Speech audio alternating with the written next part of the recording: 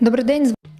Good afternoon, my name is Holo Tamanova, and it's my pleasure to see everybody who joins us in Ukraine Media Center Ukrinform. We continue our operations today. It's day 579 of the full-scale invasion of our homeland by Russian aggressor, and now we will be talking about the situation in Mykolayiv region. Joining us online is Vitaly Kim, the military governor of Mykolayiv region. Mr. Vitaly, good afternoon. Good afternoon. Pleasure seeing you. Same here, Mr. Vitaly. So what is the situation with the shellings of Mykolaiv region by occupiers? What is the situation like as of today? Well, in fact, this morning, Ochakiv, the city of Ochakiv and Ochakiv community was shelled. We destroyed one incoming missile.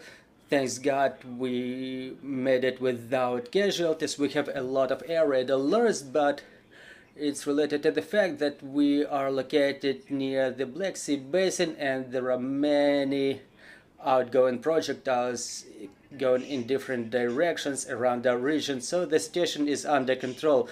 Well, Mr. Vitaly, what is the situation with the critical infrastructure? And let's talk about the preparation for the winter period. What are the measures taken and what is still ahead?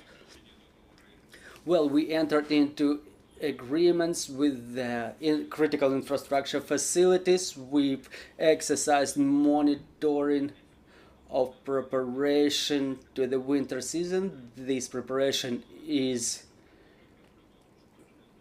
being finalized yet. We reconstructed the facilities of critical infrastructure that were destroyed last winter. We are ready. Well, it's reconstructed 99%. For the time being, we don't have subsidies for the timber. However, all the logistic ways are already developed. Now we're testing, well, not testing, but I apologize. We're training here. We're training in our critical infrastructure facilities for emergency situations.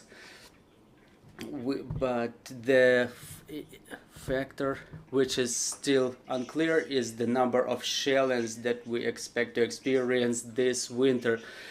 Mr. Vitaly, is it safe to say that all the critical infrastructure facilities, I'm talking first of all about the hospitals and educational institutions, are equipped with the power generators that will allow them work in emergency conditions?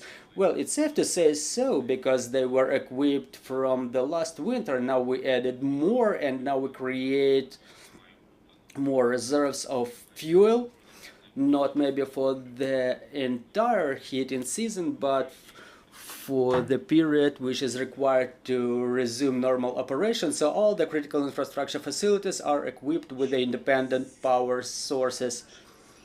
And talking about the education system, what is the situation with education? How many schools in your region work offline? I think it's probably the majority. So what is the situation in that area? Officially, everybody works online. There are a couple of schools working in combined format. The situation is better in terms of shelters, in compliance with the standards of our set forth by our legislation. We need more funds to equip the shelters. The situation is still dangerous. We are unable to open the schools for offline curriculum. Mr. Vitaly, I wanted to ask you about the guerrilla movement, the resistance movement in Kherson region, in Crimea. If you can give us a couple of comments on their activities, how efficient are they for the time being? I can say that the guerrilla movement keeps growing. The people start understanding that the Russians circumvented them, and they contact more and more with the Ukrainian armed forces, providing more information and help Most of all, here we're talking about the youth who is very active in such operations, and the situation gets to the better. This is why the efficiency of guerrilla movement operations, including in Crimea, has grown significantly recently. As you may see, some, not maybe all, but some of the events are related to the efficient operations of the guerrilla movements. Thank you. We have questions on the floor. Good afternoon, Valentina Richel, Ukrinform.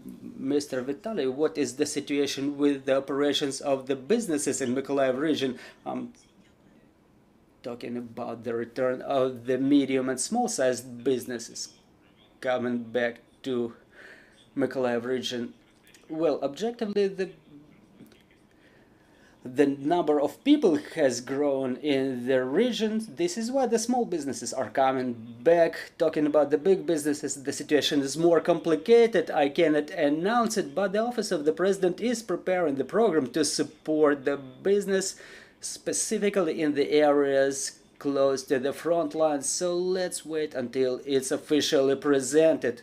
Mr. Vitaly, in continuation of the topic of business operations, what is the condition of preparation to the seeding season or sowing season? Well, the agrarians work quite well. We're preparing to harvest the sunflower, but it's the responsibility of the central government, not of Mykolaiv region government, because we're talking about the grain corridor and that level of operations. Unfortunately, there are cases of agrarian material coming across the mines in the areas that were mined, but the situation is generally way better than the previous year. Mr. Vitaly, I wanted to ask you also about the international support. We know that Mykolaiv region is being supported by international donors, but generally where the funds are mostly allocated, those provided by the donors, and is this support sufficient for Mykolaiv region? Thank you. The support is never enough, you know. We always want more, but generally we have two main vectors. First is creating the jobs in support of the businesses and social recovery. Currently, our relations with the foreign partners are structured very well. We have the facilities that are about to be recovered.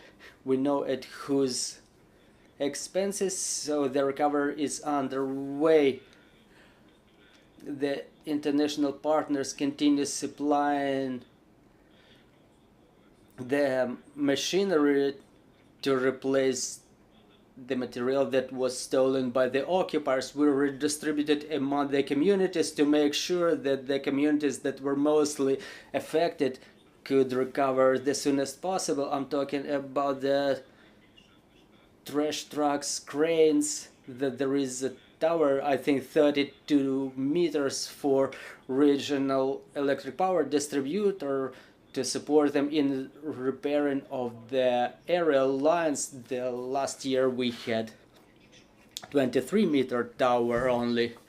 And talking about the recovery of residential areas, there are many private residential buildings and apartment blocks that were seriously affected by the shellings. Is the work still underway on their reconstruction? Well, the work was never stopping. It's still underway. We're proceeding to a number of apartment blocks reconstruction in the city of Mykolaiv. The private buildings are being reconstructed on a constant basis. In the parliament there is a procedure adopted for compensation for the people who reconstructed their buildings at their own expense.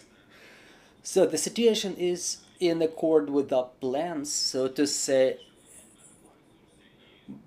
We would like to have more of it, but still we have limited resources, specifically when we talk about the reconstruction of private residential buildings.